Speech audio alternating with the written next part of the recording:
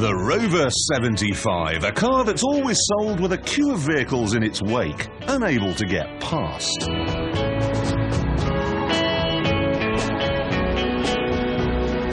You never see one of these things going along at more than 37 miles an hour. Really, it should have a wood-burning stove instead of a heater, and mullioned windows, and perhaps a thatched roof. Rover therefore decided to do this faster, bigger-engined MG version, but unfortunately, they're not exactly well-funded at the moment. Obviously, they didn't have enough cash to design their own engine, so they bought one from Ford.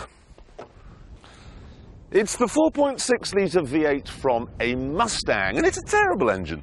It's got 2 valves per cylinder, it's made out of volcanic rock and pig iron, it produces carbon dioxide in lumps the size of houses, it produces less power for its size than the engine in a Daewoo Matiz, and if you push it, it does about 9 miles to the gallon. This is rubbish!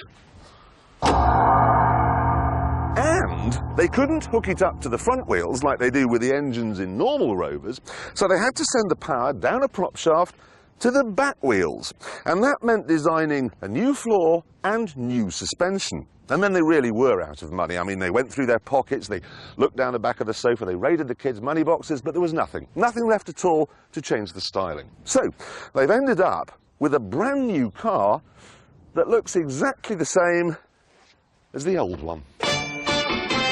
Happiness, happiness, the greatest. That doesn't matter on the outside. Apart from the new radiator grille, which looks like a Victorian hearth, it's not such a bad-looking old Hector.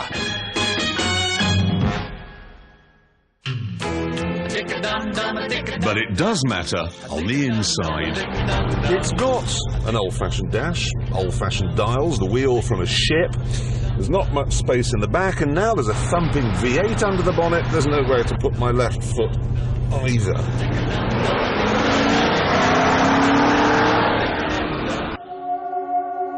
There are other problems too. It isn't that powerful, it isn't that fast, it isn't that well equipped, and the top model costs £33,000, which is a lot. Especially as it'll depreciate as fast as last year's laptop.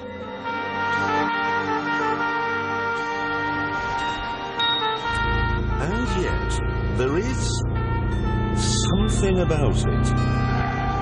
First of all, the engine. It may be a gammy leg, but Rover's boffins have worked wonders with it. It sounds nice in a muted, rumbly sort of way, and it is surprisingly smooth. Think of it as Louis Armstrong.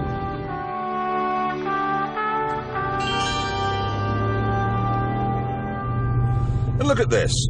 I'm doing 40 miles an hour in 4th gear. Put my foot down, and it takes 5.5 seconds to get to 60.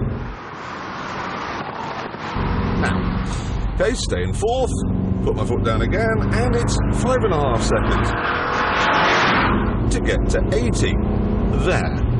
Foot down again, and to get to 100, 5.5 seconds. You never need to change gear.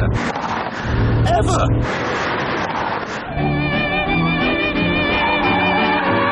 And there's something else too. God knows how they've managed it with nothing more than a socket set and a gift voucher from Halfords, but they've made a car which handles like nothing I've ever driven. Run, rabbit, run, run, run. Don't give the farmer. Everything happens in slow motion. When the back steps out of line like that, you've got time to read the instruction manual to find out what you should be doing about it. Run, run, run. From the outside, this looks dramatic and frightening, but from the inside, it's as relaxing as a head massage. You soon forget that your left leg's coming off and that you're driving around in Dr. Finley's underpants. And you forget also that the engine was made out of stone by people who at the time hadn't even discovered fire. You forget all this because it's just so unbelievably calm. Slow motion.